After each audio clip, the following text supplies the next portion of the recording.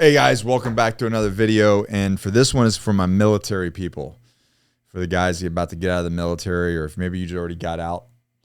This is three ways or three crucial preparations for a smooth transition. As you guys know, I wrote a book called The Excommunicated Warrior that's Mario's probably put somewhere on this.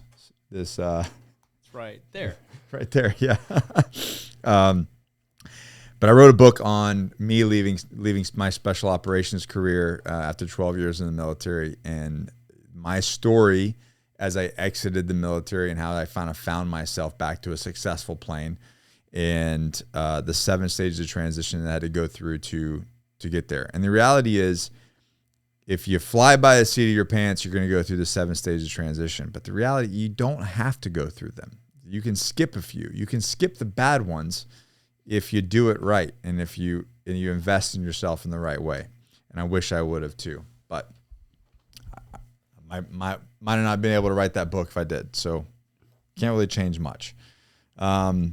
Anyways, so the 3 things that, if I could sum these things up, the 3 crucial things that I would like to tell a young veteran entering into the civilian world what he wants to do, is the first thing is planning, financial planning and stability.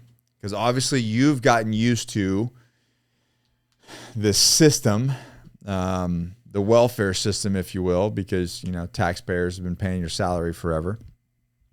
And you don't have to worry about where your next paycheck is coming from. You know how raises happen. You get promoted, you get a raise. You get a time and grade, you get a raise. You go do some special mission stuff and get some special duty pay, you get a raise. It's very clear cut, right? Typically your housing is paid for. Your medical is taken care of. Your family stuff is taken care of. So you're good. And if you're in as long as I was, you kind of get used to, even less, you get used to that. And you realize that, oh, wow, taxes are a thing. Healthcare is the thing. And I'll tell you what, it's a little more complicated on the outside. And so the first thing is understanding what you need to thrive. And I don't want to say survive, but thrive. So it kind of goes into, what does your life look like? And then what do you need to earn to make that life happen? Okay. And the whole keeping up with the Joneses thing is not what I'm advocating for at all. Matter of fact, I would go and say, sit down with if you have a significant other, sit down and paint a picture of what your life looks like. What does the house look like? What does the cars look like? What does our lifestyle looks like? Do we want to be strapped to a job making ends meet to pay for what we have? Or do we want a less complicated life to where it doesn't take as much money and we can save more money? Where does the stress points in our life want to be? We have to choose those, right? So maybe a downsizing is where it needs to be. People are afraid. They're like, well, I can't do this because I've got this mortgage and I've got these car payments. And I'm like, well, who says you need all that? Who says you have to have this kind of size house with that kind of mortgage? And who says you have to have, the $700 car payment, et cetera? You don't have to have all that. So you build your life for what you want, and then you go out and earn to support that life, right? So really challenge yourself into thinking, okay, what does my life look like? And then we build a plan around that. Okay. So getting in, I don't want to say traditional financial advisories, because they tell you just invest in a 401k. Their advice is going to be antiquated to, I don't know, a 1960s, your grandparents, get a job, work for 30 years, invest in your 401k, and then move it to a Roth IRA, and then by the time you get Social Security at 65, you'll have millions of dollars in the bank. And I'm like, well, who gives a fuck what happens when I'm 65? Like, I'm ready to live now, right, Mario? It's like, it's time to have some fun now. Right. It's time to make some money and live. Time to make some money now. So I'm not an advocate for all of that. I am an advocate for getting out of debt and having a huge cash flow and then putting a bunch of cash in the bank. That's what I'm an advocate for. Your retirement plan is what you're doing now. So anyways, looking at your VA benefits, right? Not letting that slide. And if you don't get with an advisor, I'm going to throw her out there. Her name's Amy Faulkner. She's in Charlotte, North Carolina. She's the one who helped me. Great attorney for fighting the VA to get what you need. And then really analyze. And it goes back to that, like looking at, post 9/11 GI Bill or GI Bill, whatever they're looking at, and then really just maximizing all of your available resources, right? And then earning some freaking money, man. Go out there and earn some damn money. Don't sell yourself short, which we'll get into that in a second. So redefining the second thing is redefining your identity and purpose. One of the biggest things that military guys have a problem with is that, it's not, especially with like being in the Marine Corps, it's not just what you did, it's who you are. Like being a Marine is who you are. Being a Recon Marine was who I was. Being a Marine Raider was who I was. It's how I thought. It's how I looked at life. It's the neighborhood I lived in, et cetera, et cetera, et cetera. And if you're not that thing, then what are you?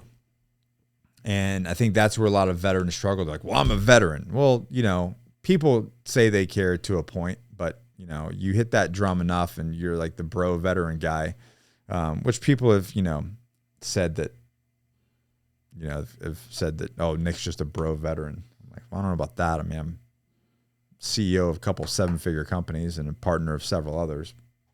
So if you want to call me that, sure. I think I'm just Nick, the businessman, but whatever. But letting that be your identity is only going to take you so far. You got to figure out who you are. And when I started figuring out who I was outside of the military, who Nick was as a father, as a husband, as a man, that's when really I found my footing. And it wasn't attached to this thing that I did. Now, I don't really have any emotional attachment or identity to anything that I do other than what my personal mission statement is. And that took me a long time to figure out. But I in 2018, I wasn't even doing it. I figured out through this book called Where Will You Be in 5 Years? Don't worry, it's not a very complicated book. More like a children's book, but for us adults. Or I'd say men. It's a children's book for men. But through that book, I learned that my personal mission in life was to inspire, educate, and motivate others to live a more healthier and successful life. And I came to that in 2018 going, what the fuck? Like, I'm not even doing any of that. I'm doing all kinds of other things. And here I am, fast forward to 2023. That's exactly what I do every day. So having that power of understanding what your vision is, what your purpose is going to drive what your identity is. And I highly suggest letting go of what you think, letting go of the old, and creating something new.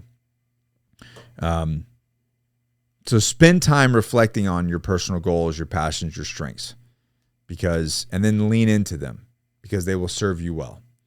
So identity and purpose, letting go of the old, letting go of the tough guy mentality. Like, here's the deal, guys. This whole tough guy routine, like, I'm a veteran, I can kick everybody's ass. Okay, cool. But it doesn't really serve you. You've done the tough guy stuff. You did it. You got your check in the box.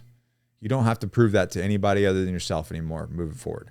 So the intent is how much can you grow as a human being internally? Your knowledge, your understanding, your perspective. I challenge you to lean into that. And then the biggest thing, man, I tell you what, a limiting belief that I had, I'll tell you right now, and I've talked about this in the podcast before, is I was like, you know what? I can be successful. I can be just as successful as Mario. I just have to work 10 times harder than Mario.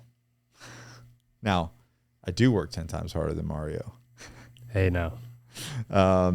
Maybe not 10 times. But the reality is I was manifesting my own reality, thinking that I could achieve the same level of success that one of my friends had. I just had to work 10 times harder for it. By doing so, I manifested my own reality. I manifested that hardship in my life. And on top of that, when I got out, I was like, well, I'm a Marine Raider, so I have to do training and consulting. A lot of you guys followed me for a long time. Remember my first business, and remember I was into that. But honestly, I did that because I thought that's all I had, on the table. It was the only thing I had to offer. And it was so far from the truth. So don't count yourself out. I have a huge passion and belief that veterans have an aptitude for learning like no other. They have an insane amount of work ethic when they get out of their own way, right? When they become fit and healthy and they maintain a level of discipline. We have an amazing aptitude for learning. We have an absolute insane work ethic because we can do that. So just because you were an infantryman in the Marine Corps or the Army or whatever doesn't mean that's all that you can do is be a security guard. Like you understood how to lead teams. You understood how to be accountable for millions of dollars of equipment. You understood how to plan. Like a military guy coming out and being a project manager for an industry is a clear-cut decision. So don't limit yourself in what your skills are. Sell the shit out of yourself. And and I'll touch on this aspect as well. There's a big thing, military coming out being like, well, be a quiet professional, especially in my arena. Be a quiet professional.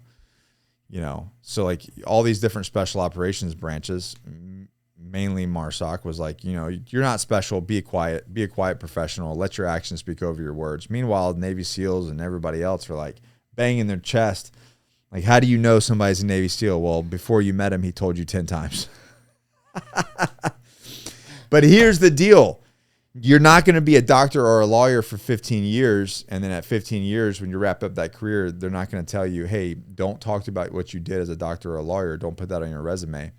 And don't share that. Just be a quiet professional. No, man, that's all you have. If you spent 10 years in the military from the 18 to 28 or 12 years, 18 to 30 years old, that's your resume. Talk about it. Use it. No one gives a shit. That's the reality, man. The only thing that you're doing is selling yourself short. You're limiting your belief in yourself that you can be something greater than what you were.